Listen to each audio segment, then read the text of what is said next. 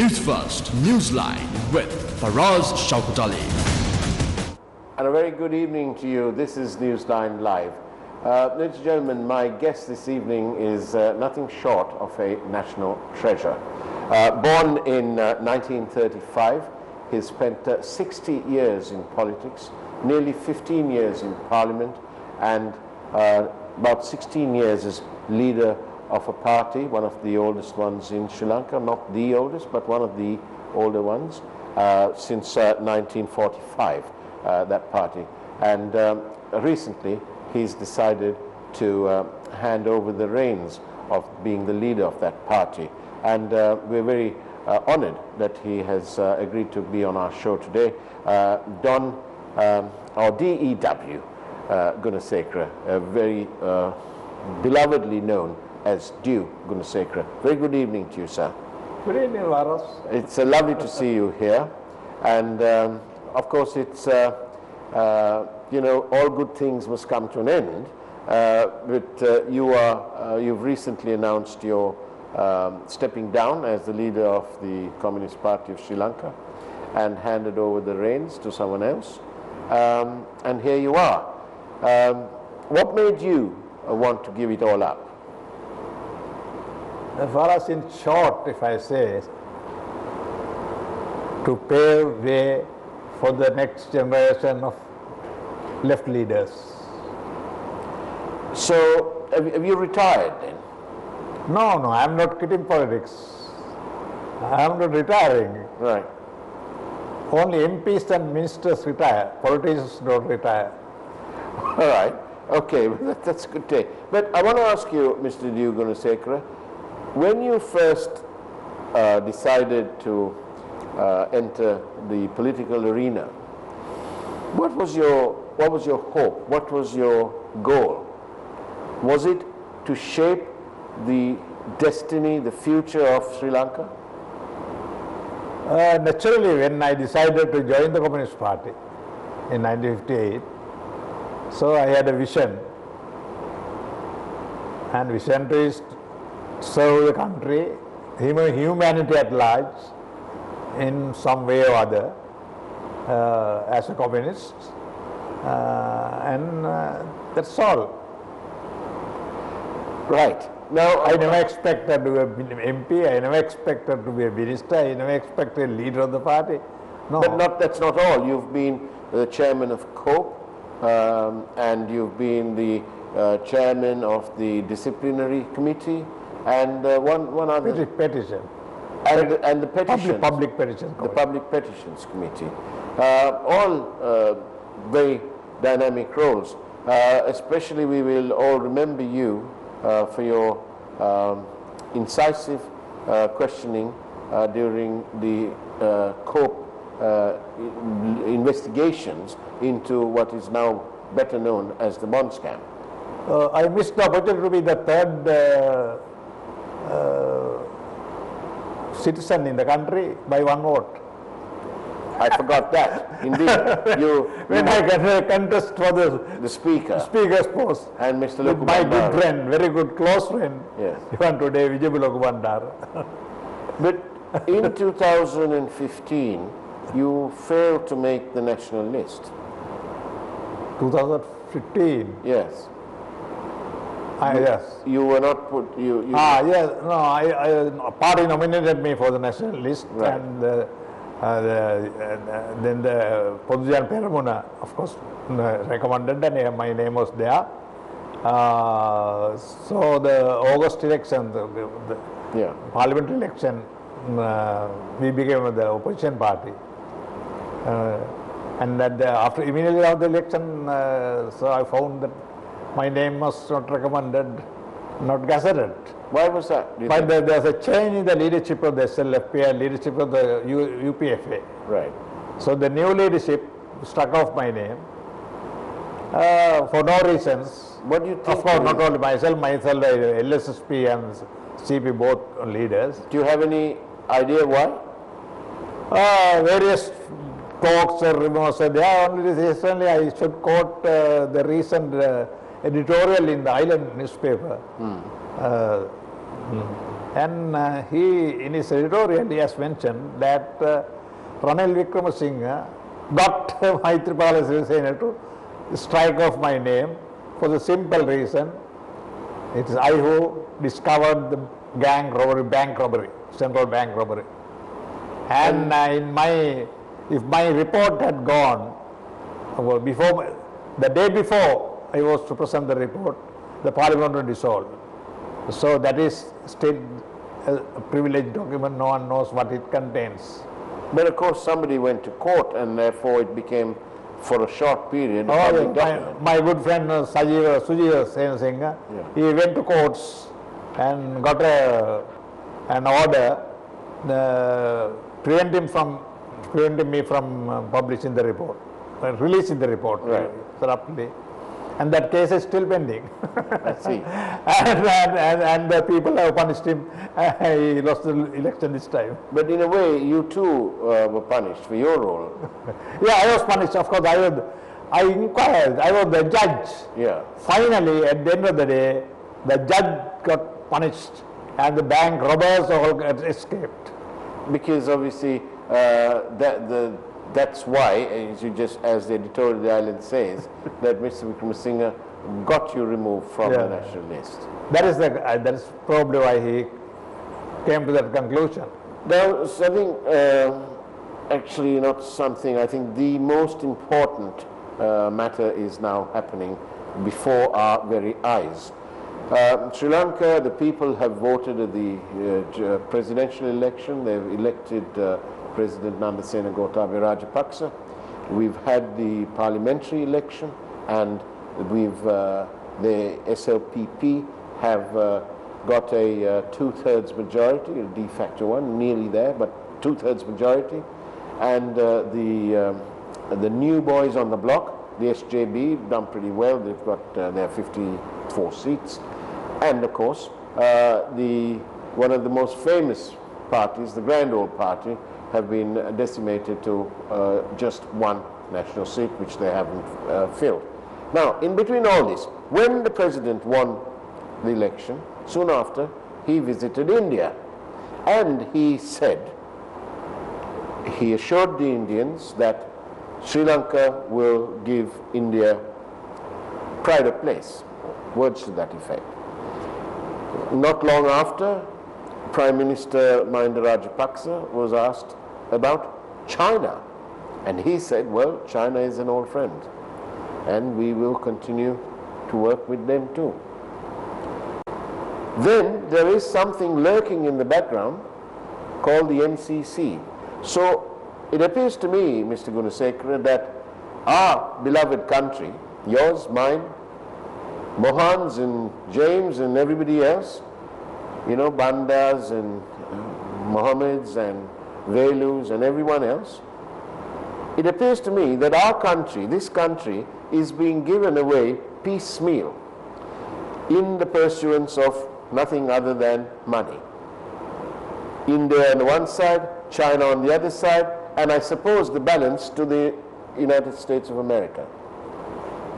Which person, in your view, has the gumption, has the patriotism in himself or herself to stand up and say, no, Sri Lanka centric, number one should be Sri Lanka? Who do you think is left in this country who's going to do that?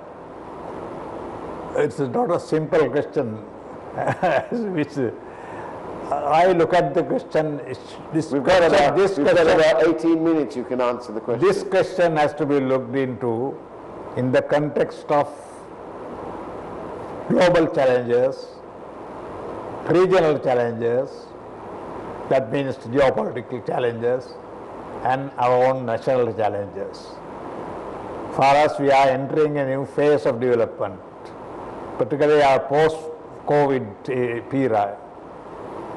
We are entering the third decade of the 21st century.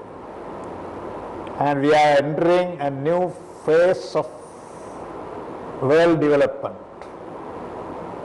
So to answer your question, now we are placed So the Asian economy is the vanguard economy, world economy. This is a new factor. This has happened after 500 years.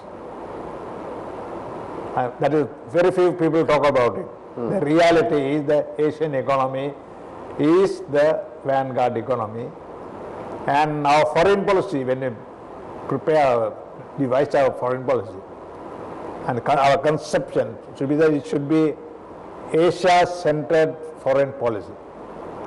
Right. No longer the, not US is no longer the big power, right? Europe is no longer the big power. One Asian continent has become the big power. Right. Right. And therefore, now in the context of all these challenges, our foreign policy should be continue to be non-aligned. Of course, in the context of the present world realities, as Mr. Bandaranaike said, it's a dynamic neutralism. I know you use the word dynamic. When you say non-aligned, that doesn't mean that you don't take a position based on principles. Say, for instance, on the Palestine issue. Yeah. When the Palestine issue emerges, we must take that principle position. We are with the Palestinian people. And if we take the non-alignment, no, it's non-aligned. We can't take any side. US get angry, or the other party will get angry. No. That is why I say use the word dynamic neutralism, non-aligned. We must have the gumption to stand up for on principle. That's on right. principle. Now here, in the new Asian economy, India is 1.3 billion. They are 1.4 billion. Two giants are emerging. One is second economic power. The other is an emerging power. Right. Now India is. This is what Chinese president said once. India is a relation. Yeah. And we are your friend, one of the oldest friends. Sometimes for us, sometimes we'll have to depend on friends more than on relations. Right. Sometimes. What about Therefore, we must follow a policy, equidistance policy, friendship with all the states. What about the fact, look, if we want to be principled and we want to stand on our own 2 feet, Yeah. and we want to make those decisions Yeah. in a dynamic, non-aligned, Yeah. as you say, Yeah. look at the record. Yeah. We have sold, we need to be in charge of our This own. is what it should be. Yeah. It may not have happened, Yes, I as I know. say, But- but it should be, in my view. But consider what our representatives have done. They have compromised the security of our ports. They have sold, leased, you name the word, the Hambantota port. It's only phase 1, but it had so much of potential. It was handed over to China, right? Whether it's on a plateau or not is a different thing. Maktala Airport, they tried to hand this whole over to some Indian company. There is talk up and down about the MCC and American involvement for the sake of what, $400 million? Really? So it appears to me, and I dare say to the public at large, that our politicians, our representatives are willy-nilly, piecemeal even, handing over our country to foreign interests. We will not have a chance to practice this dynamic non-alignment. I agree. That's it. The priority is our national interests. That is the priority. Now here in determining our policies, all these things are happening. Why? Based on the economic strategy that we have been following. That is the main thing, is that it's a neoliberal economic strategy. Whoever comes into power, they are compelled to write themselves, decide upon their policies based on this economic strategy. Now that economic strategy has run into crisis, nationally as well as globally. That is why I say we have entered a new phase of development, right? So this is the best opportunity, taking all these past sins into account, we must now decide upon to follow a correct, non-aligned, dynamic, neutral policy, but we keep in India, China and all, even as US as friends, there's no problem with it. There's no problem But with I having say, friends. if we decide upon the national interest should come first, then all other, because the other things become secondary. Mr. Gunasekara, in between all this, since the time we got independence and we started trying to be masters of our own destiny, something crept into our lives, something that nobody really looked at. It's prevalent in the West even today, but on a different scale. But in Sri Lanka, it's gone to a totally new stratosphere, and I'm talking about corruption, personal gain before the republic, before the people.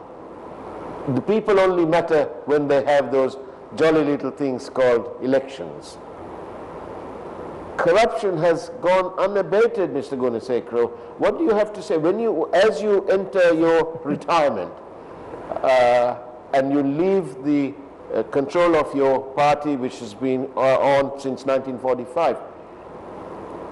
Doesn't it sadden you what's happening to the rest of this country, to the future of our people, our children? Now, again, for us, the corruption is a global phenomenon. It's not restricted to Sri Lanka. Absolutely not. Right? No doubt. And this neoliberal economic strategy breeds corruption. That is, it breeds corruptions. But you see, Mr. Gunasekara, if you were to register an airline in Sri Lanka, they won't get you a license unless the majority and significant control of that airline is with Sri Lanka. Not the government, it can be the government. So that's why this is a question of governance. Yeah. And a government. But having said that, they were getting ready to hand over one of our airports, our airspace, to some foreign power. They've already done that to one port. They're talking about part of the other port in Colombo. What on earth's happening? That's right. It should not be. It should not be. There's no risk. I don't subscribe to the Swiss. What do you think we should do about the corruption? Corruption is that is one of the prime responsibilities of the government in power to curtail. Not only corruption now, this what is called today the underground pata level. Yes. Now that's another form of corruption. That is one of corruption, but had it continued, these things have been revealed at the moment glaringly. Yeah. And I think 10 years time the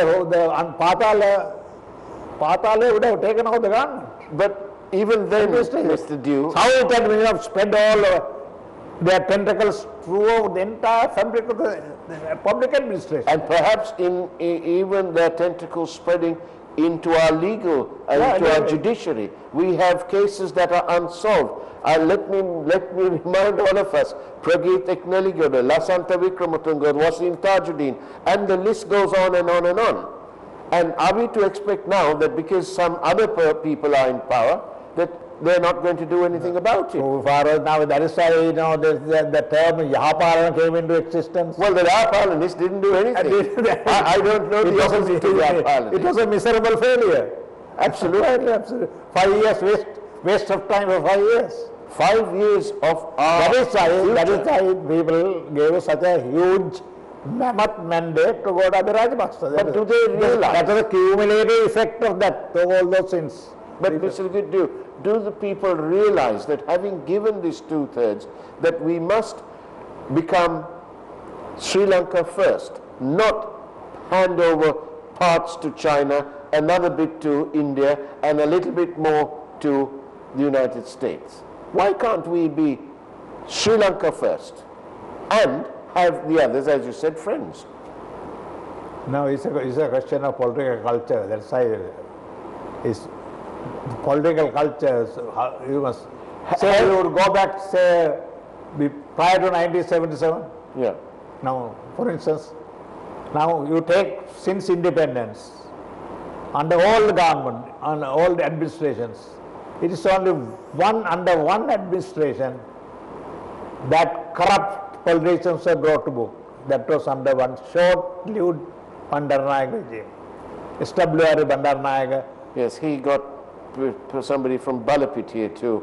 No, C.S. Marikar,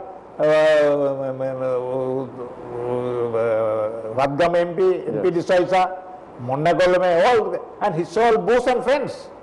And he never, he got them out of the party, out of power, and out of politics. He is the only person after that, not a single head of the department or head of the state has tackled that question. From there onwards, corruption has become the order of the day. Do you think that there will be a time in Sri Lanka where we may take a little peekaboo at what's happening in South Korea? I think so. I think that's and four, not one, not two, not three, but 4 South Korean presidents have been jailed. 3 presidents are there in prison. Exactly. I think 2 or 3, but one was released because of his health. I think, and the 2 more. Well, one was released because of his health. Do you think that will ever happen in Sri Lanka? Do you think that, forget the president, forget the prime minister? That's right. We are committed to a policy, such a policy. Hey, and here we have a person who's convicted of murder and who's now appealed. Apparently appealed the sentence, the death sentence. And now they want him in parliament. Really? Is that what we've degenerated into? I mean, you take the moral side and the legal side of it. Yeah. Well, moral, there's no question about that. No question. But legal side, of course, I take the same position that Vasudeva takes. Right. Right. Now, we'll have to wait till the appeal is over. Right. Right. If the same judgment comes, then of course there's no question, he's out. Yeah. Right. Till then, he has been elected and the appeal is pending. And it's my view, and I fully agree with my comrade, the views of Vasudeva Nanayakkara, the Attorney General cannot dictate terms to the party. There's a landmark judgment of Speaker Anura Bandaranaike. When Sarathan Silla, as Chief Justice, gave an order to the Parliament, and we were there, I was there in Parliament, we en bloc resisted Chief Justice. They don't touch Parliament. The supremacy was given, people have given that supreme power to the Parliament, and it's Parliament that gives the power to the Supreme Court. So that is the basic. So that my point is that. Yes. But now I want to go back to this selling off of our country. What's your take on that? I know you said about the economy and so on. That is a basic thing. Yes, the economy is there, but do you have to sell pieces off? No, the economic strategy breeds corruption. You used to find a fault with people. The system is there now. You have to change the system. So what you're saying is that corruption is selling off the country. System breeds corruption. You have to give and therefore they're selling the country. Selling the country or whatever it is, it arises, it emerges from the system, the economic strategy and the economic system. That is the reason. How do we stop them selling the country piecemeal? Selling, no doubt, you are repeating the same thing, but the fact remains that they all emerges from the one simple fundamental from the system. So we must address change. That is what we as communists are committed for that, change that system. That is what is our vision is that. But unfortunately, the leftist movement hasn't gained much ground in Sri Lanka. That's true. That is another aspect of it. Yes. That is another. No, that's true. I've got many questions here. People concerned, worried, and very concerned about the selling of our country, of our assets, of things. That's like true. That is why they have given a massive mandate to Gotabaya Rajapaksa, the new president.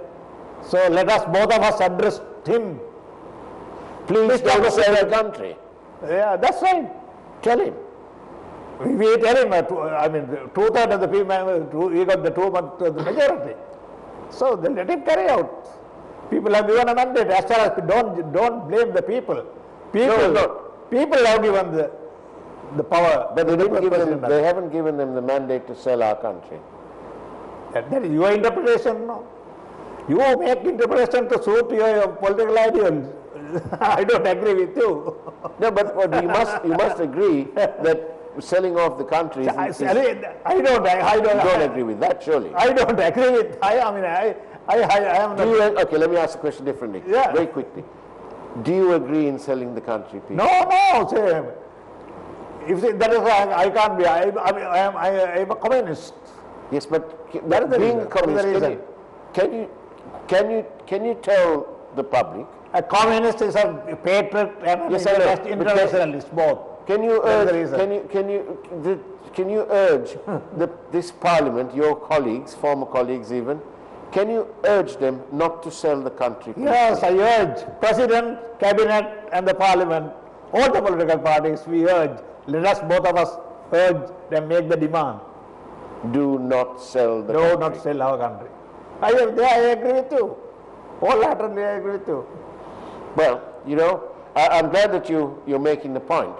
And more than that, Duke Gunasekara, thank you for the years of service, leftist or not, to the people of the country. I'm sure you've added much more than color and flavor. Thank you, and we will forever and a day, and one more day, always remember the role that you played at COPE in tackling Sri Lanka's gravest crime. But a crime far greater than the bond scam is happening before our very eyes. And the people need to be aware of that.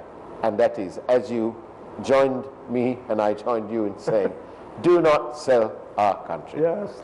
Duke Gunasekara. I agree with this, Faraz. Thank you. Duke Gunasekara, thank you very much. And I have got here a thank you card for you. Thank you very much. And that is the way it was on Newsline this evening. Take care, have a great evening ahead of you, and of course, God bless. Too much of a compliment to me.